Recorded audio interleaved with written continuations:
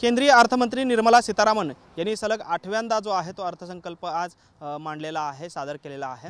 खरं तर आपण पाहतोय की या संपूर्ण अर्थसंकल्पातून कोणकोणत्या क्षेत्रातल्या लोकांना याचा फायदा होणार आहे अर्थसंकल्पाचा, त्या संदर्भात आपल्यासोबत शेतकरी वर्गातले लोक आहेत, शेतकरी नेत्या आहेत, शेतकरी स्वतः आहेत। त्यांना नक्की काय फायदा झाला, त्यांच्या नजरेतून हे बजेट कशा पद्धतीचं आहे। खरं तर वेगवेगळ्या घोषणा ज्या आहेत त्या आज अर्थमंत्री निर्मला सीतारामन यांनी केलेल्या आहेत। त्यामध्ये कशा पद्धतीने ह्या बजेटकडे आपण पाहताय, ओव्हरऑल बजेट शेतकऱ्याच्या दृष्टीने कसं हे बजेट आहे, काय फायदा आहे, काय तोटा आहे?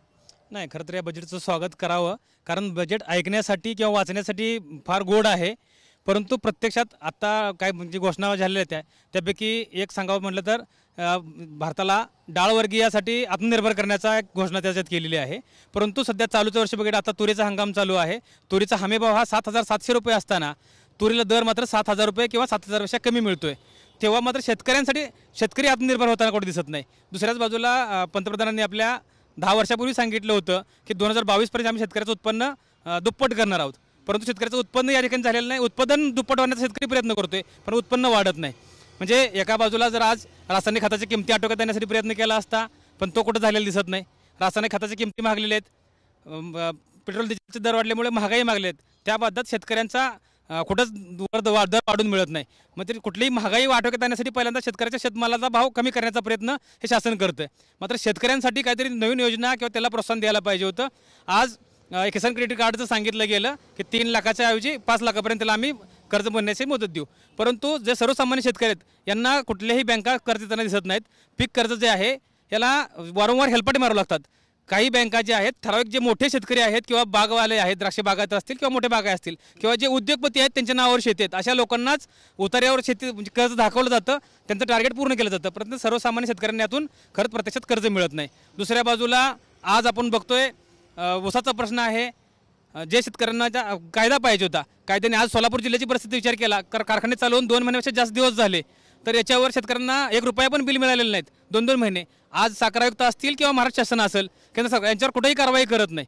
म्हणजे एका बाजूला आम्हाला त्यांच्याकडनं अपेक्षा खूप आहेत, कायदा ठोस कायदा होणं गरजेचं आहे, शेतकऱ्यांना वेळेत पैसे मिळणं गरजेचं आहे। अनेक व्यापारी शेतकऱ्यांची फसवणूक करतात, मार्केट कमिटीमध्ये अनेक आडते शेतकऱ्यांना पैसे देत नाहीत, अशावर त्यांच्यावरसाठी कुठेतरी कडक कारवाई व्हायला पाहिजे होते। त्या बाजूने कायदा कडक करायला पाहिजे होता। अर्थसंकल्पात शेतकऱ्यांना आज आपण बघतोय एक PM सन्मान योजनेचा त्यांनी आज सांगितलं, आम्ही 1 कितीतरी कोटी लोकांना PM सन्मान योजनेचा फायदा मिळतोय, तो फायदा मिळतोय, पण आमचं म्हणणं आहे की आम्हाला कुठेतरी हमीभाव मिळाला असता तर आम्हाला त्या PM सन्मान योजनेची गरज मिळणार नाही। शेतकऱ्याच्या मालाला जर हमीभाव मिळाला तर त्याला कुठल्याही म्हणजे PM सन्मान योजनेसारख्या निधीची कुबड्या घेण्याची गरज पडणार नाही।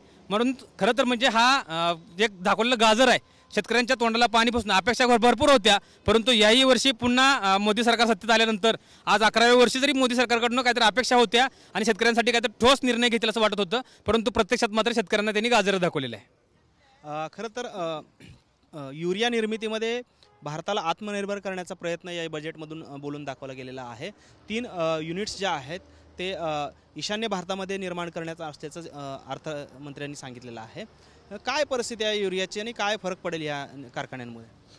हे फक्त त्यांनी घोषणा केलेली खरी आहे, पण घोषणा केलेल्या ह्याच्यातून जे काय शेतकऱ्याला पूर्वी जे 200-250 रुपयाला बॅग मिळत होते ते आता जवळजवळ 350 रुपयांनी ब्लॅकनं मिळायला लागले आणि तेही टायमाला मिळेना। आणि सांगायचं तात्पर्य असं आहे, ज्वारी असू द्या, गहू असू द्या, हरभरा असू द्या, ऊस असू द्या, प्रत्येक पिकावर रोग पडायला लागलेत। पूर्वी रोग असे नव्हते आणि रोग असे पडालेत की खर्च शेतकरी करून भरपूर म्हणजे त्याला कष्ट करून त्याला पैसे घालवत आहे, पण कारखानदार असू दे यांनी सांगितल्याप्रमाणे कारखानदार वेळेला पेमेंट देत नाहीत। आपल्याला वेळेला तिथं केल्याशिवाय आपल्याला अवरेज पडत नाही, खत घालावं लागतं आहे, बायकांना रोजगार द्यावा लागतं आहे, अशा बऱ्याच गोष्टी आहेत। तरी शासन म्हणजे ज्यावेळेस हमीभाव ठरणार असतो कारखान्याचा त्यावेळेस त्यांनी हमीभावाला जे आंदोलन करणारे होते ह्यावेळेस कुणीही उतरले नाहीत, शेतकऱ्याची दखल घेतली नाही। गेल्या वर्षी 2700-2800 रुपये हे दिलेला होता, दर दिलेला होता। ह्या वर्षी उलटं ऊसाचा दर 50 रुपयांनी कमी केला, उलटं आम्हाला 3200 रुपयेपर्यंत मिळेल अशी अपेक्षा होती, परंतु तिथं मिळालेलं नाही। आणि दुनियाचं कष्ट करून रोजगारदारालाच उलटं 500-600 रुपये रोजगार देऊन शेतकऱ्याच्या कुठल्याही भावाला हमीभाव ठरला नाही आणि कुठलाही म्हणजे त्याच्यातून आम्हाला शेतकऱ्याला कुठलाही ठरवण्याचा अधिकार शासनाने ठेवलेला नाही। आणि फक्त आमचं एकच बोलणं आहे की बाबा शासनाने शेतकऱ्याच्या प्रत्येक गोष्टीला हमीभाव ठरवायला एकतर शेतकऱ्याकडे अधिकार द्या, नसेल तर तुम्ही प्रत्येक गोष्टीचा म्हणजे हे जे काय भाव ठरवायचा आहे त्या मालाला भाव तुम्ही ठरवून शेतकऱ्याला त्याच्यातून 2 पैसे कसे मिळतील आणि डबल पीक कसं करायचं आहे ह्याच्यातून आम्हाला त्याच्यातून जर व्यवस्थित दिलं तर हेच गोष्टी समाधान होईल. किसान क्रेडिट कार्डवरती पूर्वी 3 लाख रुपयांचं कर्ज मिळत होतं, आता ती मर्यादा 5 लाखापर्यंत होणार आहे. पण मग प्रत्यक्षात या योजनेचा किंवा या किसान क्रेडिट कार्डचा शेतकऱ्यांना फायदा झालेला आहे का यापूर्वी आणि यापुढे होऊ शकतो का, काय वाटतंय? नाही, हे जे किसान कार्डची योजना आणलेली आहे, 3 लाख रुपये किसान कार्ड योजनेवर पहिली मिळत होती, आता 5 लाख रुपये मिळतात. हे फक्त अर्धा% शेतकऱ्यांना मिळत असतील. कारण जे धनदांडगे आहे, जे मोठे आहेत, ते जे एशीमध्ये बसून शेती करतात ते बी शेतकरीच आहेत. पण त्या लोकांना एक अर्धा% लोकांना ह्या भारतातले पैसे मिळत असतील. ते 3 लाख रुपये किसान योजनेचा हे आता कर्ज मिळत असेल 5% लोकांचं.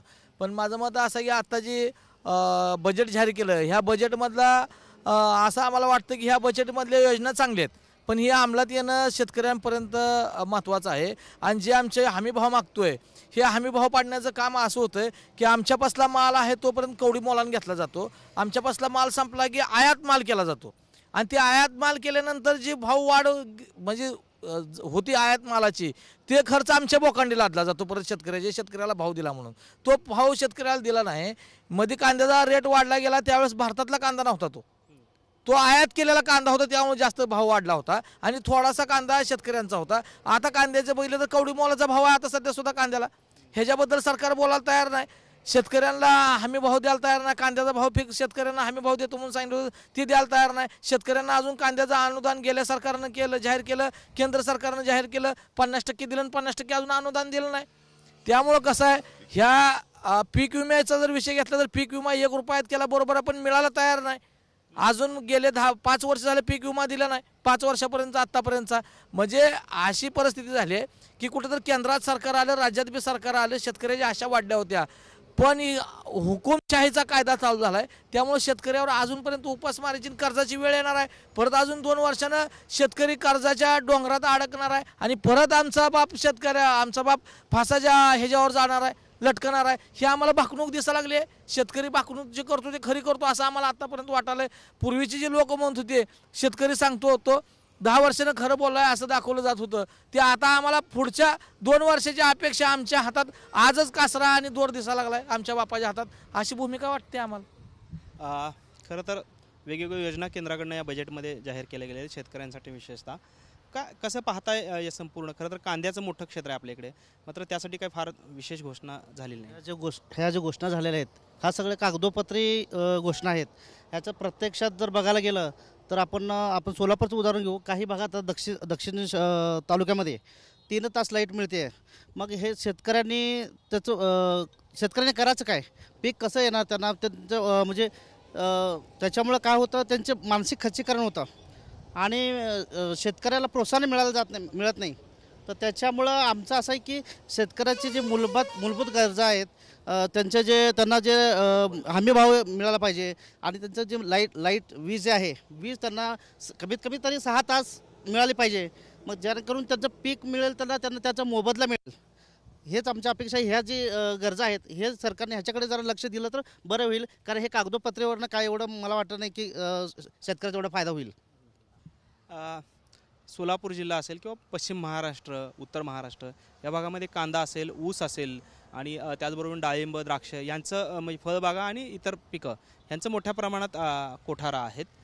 त्या दृष्टीने काही या बजेटमधून आपल्याला मिळालेलं आहे असं वाटतंय का? काय एकंदर या बजेटमधून आता पश्चिम महाराष्ट्रामधील ऊस, उत्तर महाराष्ट्रामधील कांदा, ज्वारीचं क्षेत्र आहे, यासाठी सरकारला करासारखं भरपूर होतं. आता बघायला गेलं तर आपल्याला भारताला कांदा पुरून महाराष्ट्रातला शेतकरी जगाला पुरू शकतो, पण हे सरकार त्यांच्या राजकारणासाठी शेतकऱ्याच्या पोटावर पाय देत आहे. आता जसं बघायला गेलं तर बाहेरच्या देशामध्ये कांद्याला भरपूर प्रमाणात मागणी आहे, पण त्याच्यावरचा जो आयात कर होता तो आयात कर त्यांनी काढला असता तर आपला कांदा बाहेर जाऊन आपल्या शेतकऱ्याला 4 पैसे आगाव मिळाले असते. पण या सरकारला करायचं नाही, जखम मांडीला हे शेंडीला असं सरकारचं काम चालू आहे. जे घोषणा करायचं त्याच्याकडे शेतकऱ्याकडे लक्ष नाही. आता बघायला गेलं तर किसान 7 कोटी किसान क्रेडिट कार्ड दिले म्हणते, पण बँकेत गेलं एक लहान शेतकरी तर शेतकऱ्याला हे कागदाना ते कागदाना नुसतं कागदावर घोषणा आहेत, पण असं ग्राउंड लेवलला या घोषणा होत नाहीत, अंमलबजावणी होत नाहीत. हे उद्योगपतीचं कर्ज माफ करतात. मग ह्यांना बजेटमध्ये एक शेतकरी लहरी निसर्गपणाला कंटाळलेला आहे. त्यांनी बजेटमध्ये बाबा एक शेतकऱ्याला एकदा शरद पवार साहेबांनी जसं कर्जमाफी केली तसं एकदा कर्जमाफी निसर्गाच्या लहरीपणामुळे शेतकऱ्याला बदल झाल्यामुळे शेतीला सरकार हे करत आयात निर्यात ह्यामध्ये जे काही हस्तक्षेप करतो त्या हस्तक्षेप निसर्गाचा हस्तक्षेप ह्या हस्तक्षेपामुळे शेतकरी कर्जबाजारी झाला आहे. त्या कर्जमाफी एकदा करायला पाहिजे होती, त्याच्याकडे दुर्लक्ष आहे. दिवसाला लाईट द्यायचं त्यांचं टार्गेट आहे, पण अजून कागदावरच घोषणा आहे, नुसतं कागदावर यांच्या घोषणा आहेत, पण त्या अंमलबजावणीकडे यांचं दुर्लक्ष आहे. मग ते दुर्लक्ष आमच्या शेतकऱ्याकडे आता कापसाला भाव कापसाला त्यांनी हे मानलं, पण हाय तो कापूस पिकवलेला शेतकऱ्याला मालाला भाव देणं सरकार, आणि कापसाला ते हे उत्पादन वाढवण्यासाठी त्यांनी आत्मनिर्भर भारत आत्मनिर्भर आहेच, पण तुम्ही त्या गोष्टीला तुम्ही निधी द्या ना. आता तुम्ही बघा तुरीची क्षमता सुद्धा आपण भारताला पुरून बाहेर निर्यात करू शकतो, पण तुम्ही आत्मनिर्भर त्या शेतकऱ्याला त्या धान्याचं बियाणं आता वातावरण बदललं असल्यामुळे त्याला तग धरणाऱ्या बियाण्याच्या संशोधनासाठी तुम्ही निधी द्या, विद्यापीठाला निधी द्या. ते आता आपल्याला बदलल्यामुळे त्यामध्ये निधी भरपूर वापरावा लागणार, तो निधी वापरायचा नाही. कुठं तर 1,500 रुपयाचं तुम्हाला 1800 देतो, हे देतो. शेतकरी आत्मनिर्भर करू शकतो भारताला, पण ते सरकारचं शेतकऱ्याकडे लक्ष नाही तर कसं आत्मनिर्भर होणार. नुसतं घोषणाचाच पाऊस आहे. आपण पाहतोय की खरं तर शेतकऱ्यांसाठी काही घोषणा ज्या आहेत त्या बजेटमध्ये जाहीर करण्यात आलेल्या आहे, मात्र या केवळ घोषणा ऐकायला आणि वाचायला छान वाटतात, मात्र याची अंमलबजावणी आहे जी ती प्रत्यक्षात ग्राउंड लेवलला होत नसल्याची खंत जी आहे ती शेतकऱ्यांकडून व्यक्त होताना आपल्याला पाहायला मिळते. कॅमेरामन विनोद हुमनाबादकरसह सागर सुरवसे, TV9 मराठी, सोलापूर.